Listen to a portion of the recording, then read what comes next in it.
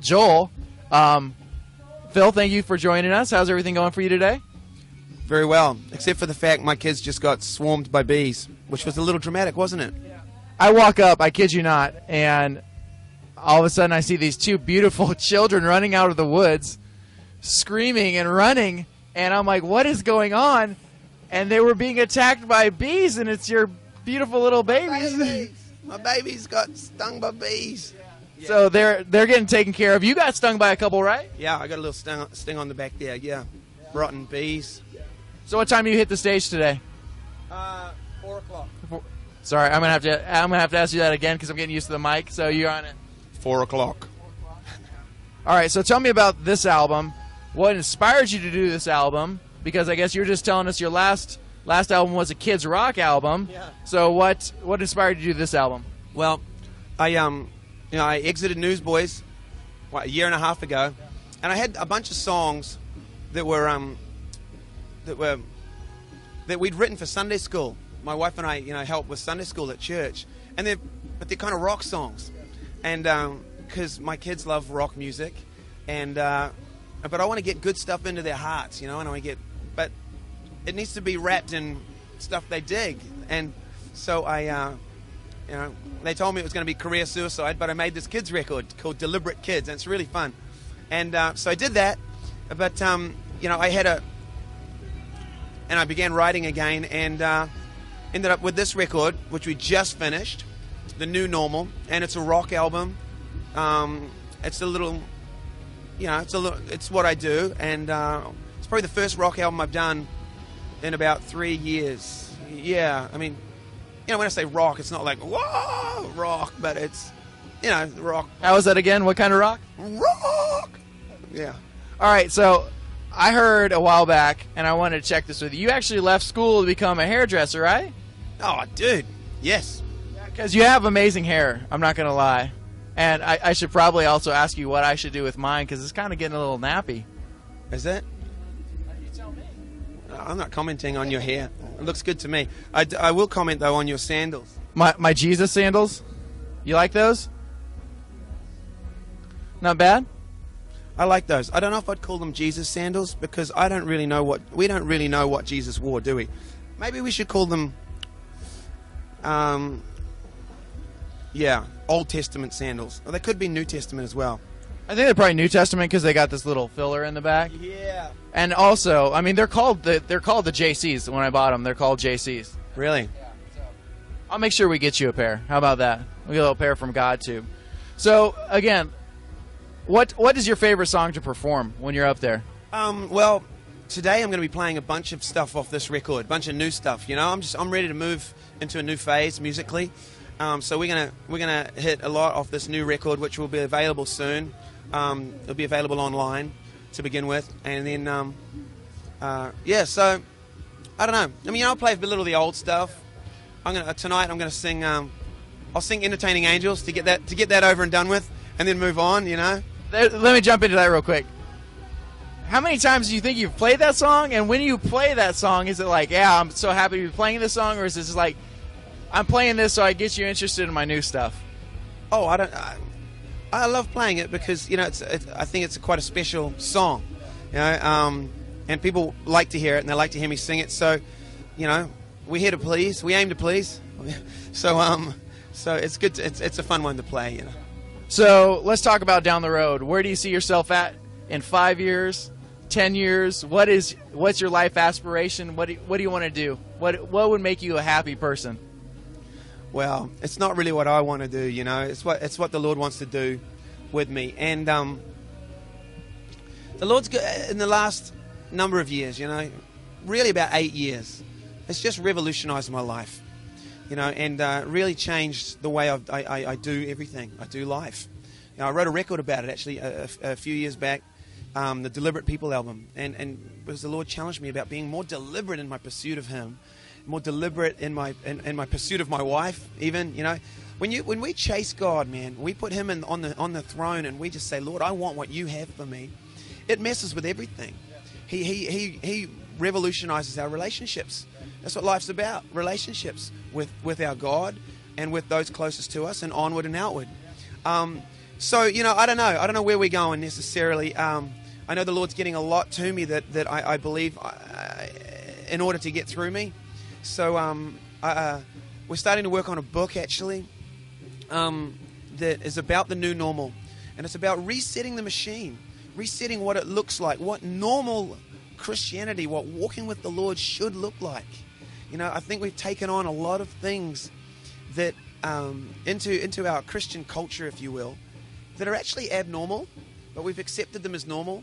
And when we actually hold up real Christianity, it can look a little strange sometimes and a little radical, a little bit out there. But a life of faith and a life walking close with our God is wild, and it's exciting, and it's what we were born for. So reset it. I think a lot of us need to reset the machine. Let me jump in there real quick. Give me an example. What is the new normal? Because this is really. And did you write this? Are you writing this book? Is this your book? Oh, yeah. Okay. So give me an example of the new normal. How a guy like me every day might be able to reset the machine and live the new normal life. Well, I guess it's topical. Here we are on YouTube. And I the internet. GodTube, by the way. GodTube. Excuse me, GodTube. But slice that out and. Let's edit that. So here we are on GodTube, where many people will go to another tube. But the internet is a wild thing, and it's an amazing thing, and it's a wildly exciting resource and tool.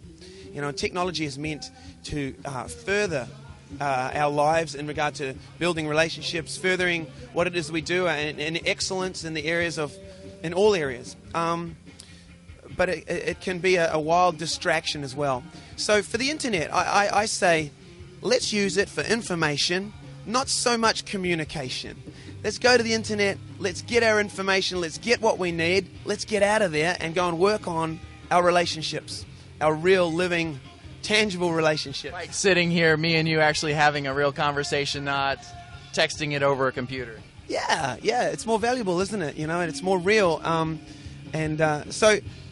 So I think we've allowed the technology and the internet to become a part of our lives. Great, but let's just slow down for a second and go, okay, do I have it, or does it have me?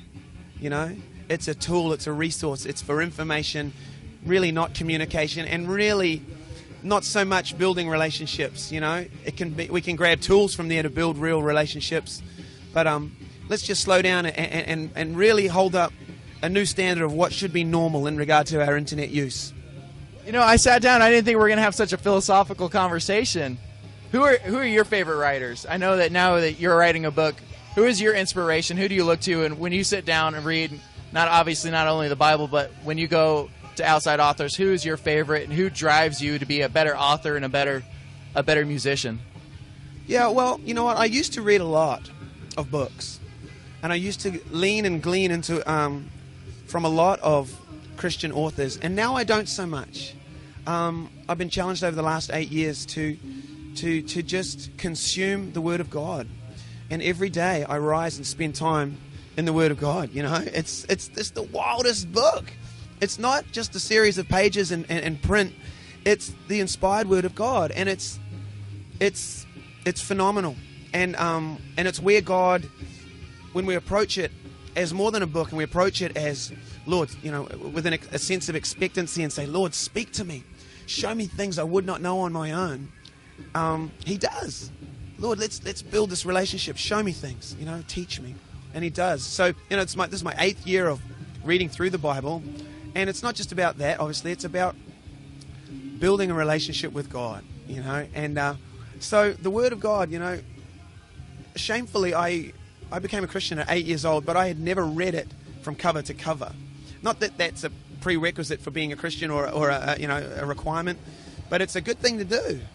So my wife and I are writing this book, The New Normal, but we're going to be very strong in saying, let's not allow Christian media to replace the Word of God, because it's vital in our lives, Yeah. Now, is it hard for you to get up every morning? I know for a lot of people it's like, hey, it's easy for me, and then a lot of folks it's like, yeah, it's hard for me to get in the Word every day. It's hard to stay away.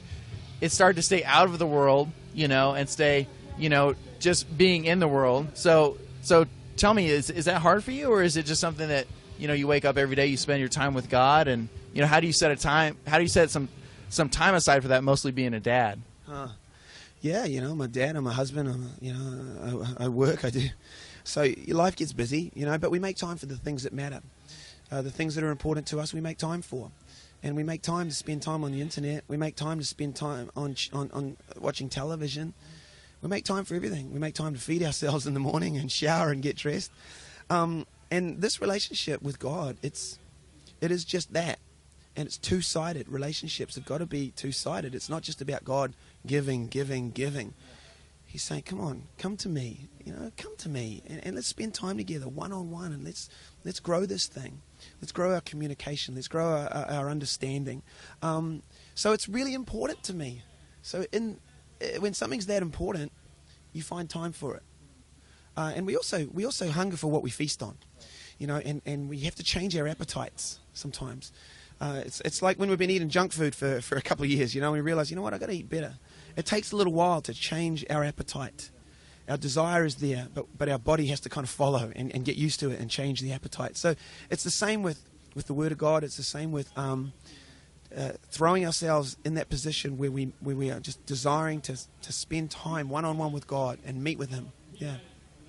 Well, you know, talking to people today earlier, I was like, yeah, I'm going to be talking to Phil Joel, and everybody's like, man, this guy's the most humble guy, and he's so nice to talk to. So I just want to say I'm pleasantly surprised, man. It's really nice that for once, you know, somebody's reputation preceded them, and I just want to say thank you for coming out and interviewing with us today, and good luck on stage day. And again, it's just very nice to be around a guy that obviously you had great success, but you hold yourself in a very humble manner. And again, just thanks for coming by.